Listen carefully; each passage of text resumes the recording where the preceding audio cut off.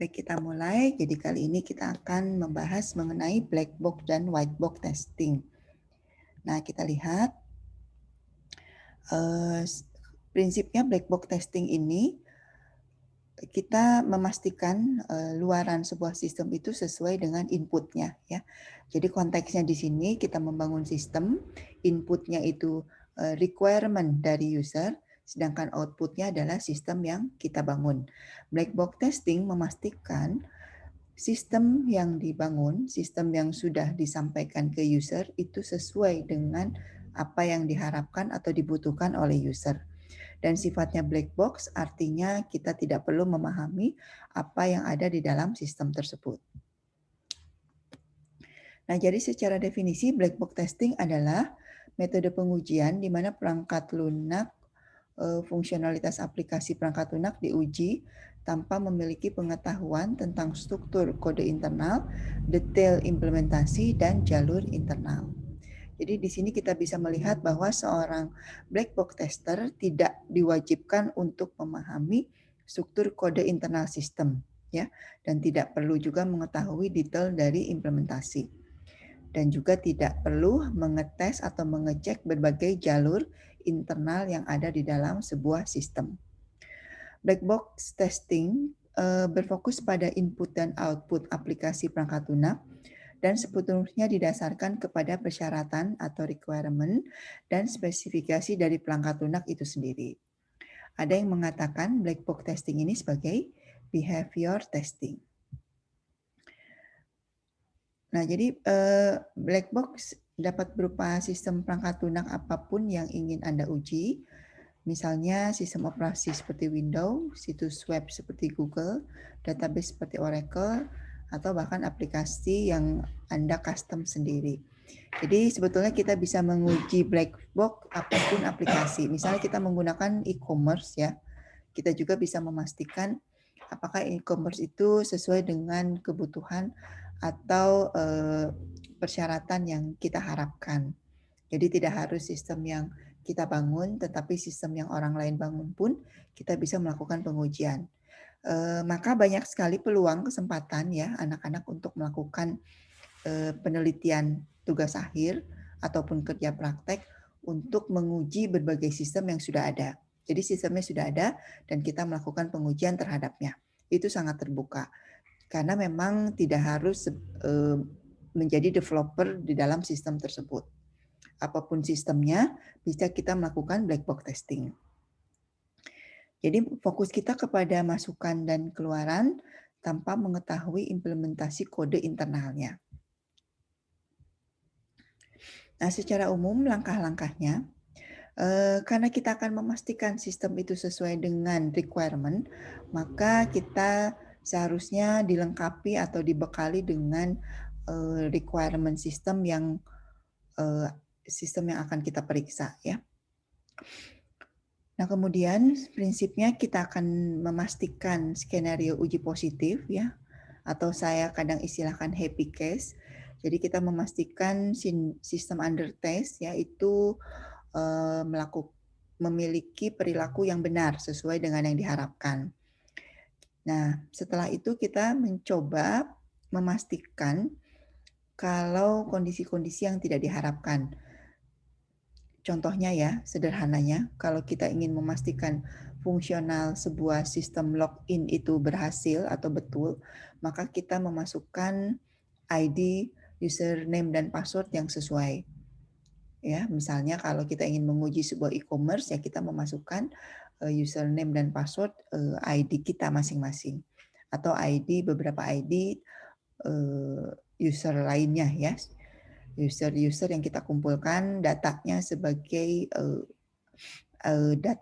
dataset atau tes data dari sistem yang akan kita uji.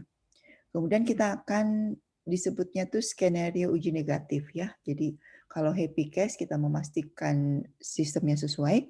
Kalau yang negatif ini ya kita memastikan menggunakan minimal data yang tidak sesuai, harusnya seharusnya sistem akan menunjukkan penolakan, ya. Nah, ini di istilahnya itu skenario uji negatif.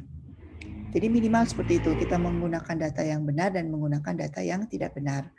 Atau test step-nya yang berbeda ya. Jadi kita memastikan test step-nya itu sesuai dengan skenario.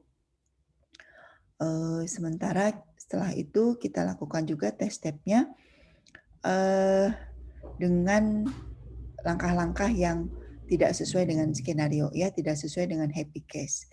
Dan minimal 2 hal itu yang harus dikuasai atau merupakan aspek kreatif dari black box tester ya.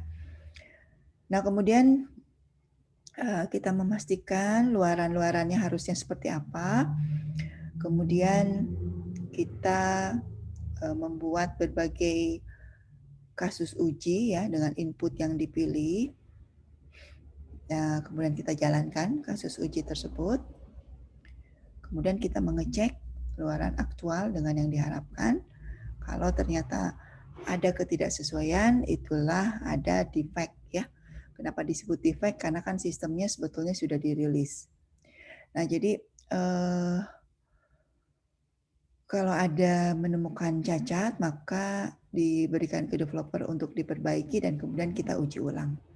Nah, ini sebetulnya untuk tugas yang kemarin, tugas yang sudah disampaikan di kelas ini, itu masuknya ke kategori black box testing, sifatnya sistem testing. Nah, kita bisa menguji fungsional, bisa juga menguji non-fungsional, bisa juga menguji regresi. Menguji regresi ini dikhususkan ketika kita melakukan pemeliharaan sistem atau maintenance ya atau perawatan.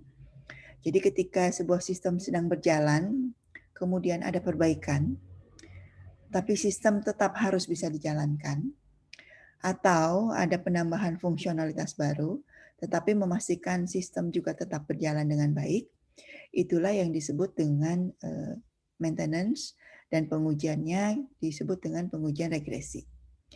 Nah, ini pengujian regresi bisa ditetapkan atau digunakan dengan black box testing juga ya. Nah, jadi kita bisa mengecek fungsionalitas sistem atau non-fungsional. Non-fungsional itu seperti kinerja ya.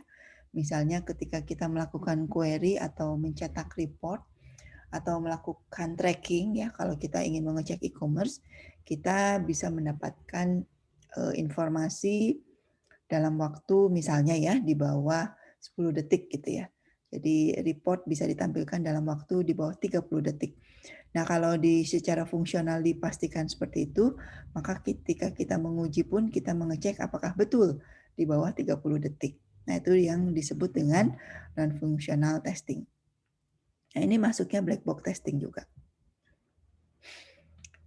Sebetulnya black box testing ini bisa dilakukan secara manual. Jadi kalau manual itu yang kita lakukan di tugas kemarin. Jadi kita menyiapkan dokumen perencanaan testing dan melakukan testing itu sendiri dan melengkapi checklist apakah sistem sudah berjalan seperti yang diharapkan. Namun banyak sekali tools ya yang bisa digunakan untuk melakukan pengujian black box ini. Ini ada beberapa tools yang bisa diakses secara free di situs www.guru.com. Untuk fungsional ada QTP dan Selenium. Sedangkan untuk non-fungsional kita bisa menggunakan LoadRunner dan JMeter ya. JMeter ini khususnya untuk melakukan pengujian fungsional web ya. Biasanya kalau kita ingin memastikan web kita handal ketika diakses oleh user sebanyak-banyaknya secara simultan, misalnya kita menjanjikan web kita bisa diakses oleh 1000 user secara simultan dan berlangsung baik-baik saja, maka itu menggunakan JMeter ya, bisa menggunakan JMeter untuk mensimulasikan kita memiliki 1000 user atau lebih bahkan ya. Nah, ini untuk mengecek non fungsional. Tools-tools ini secara popularitas cukup populer. Jadi untuk menjadi seorang tester itu kita modalnya itu menguasai berbagai testing tools ya. Dan banyak sekali testing tools yang free.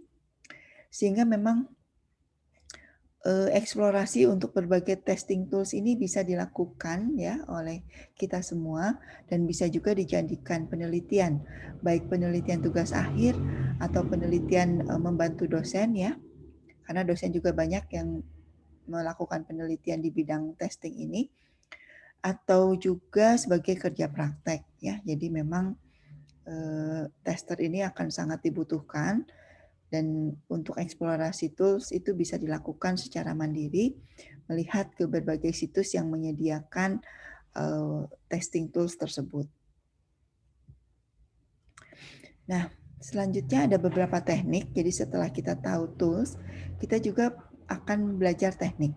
Teknik black box itu ada beberapa. Di antaranya tuh equivalent class testing, kemudian boundary value testing, dan decision table testing ya. Jadi di equivalent class testing ini kita menguji kasus uji secara minimal. Caranya adalah kita memastikan cakupan pengujian yang kita perlukan secara wajar, sehingga kita tidak perlu melakukan semua kasus uji, tetapi cukup mencari perwakilannya ya, atau kelas ujinya. Ya, jadi dari sekian banyak data yang harus diuji, kita akan memastikan perwakilan-perwakilan dari data tersebut. Itu yang disebut dengan equivalent class testing. Sedangkan boundary value testing itu memastikan dari sekian banyak data yang harus diuji, kita mengambil atau memastikan nilai-nilai batas.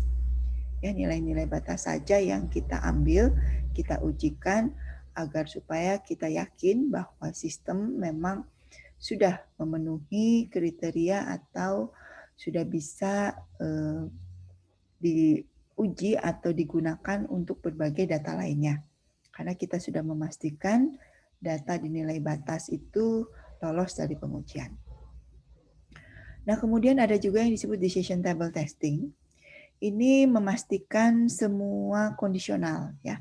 Jadi kalau kita punya berbagai kondisi-kondisi sebuah sistem, maka kita memastikan kondisi-kondisi itu sudah teruji dengan baik dengan berbagai data contoh dari masing-masing kondisional tersebut.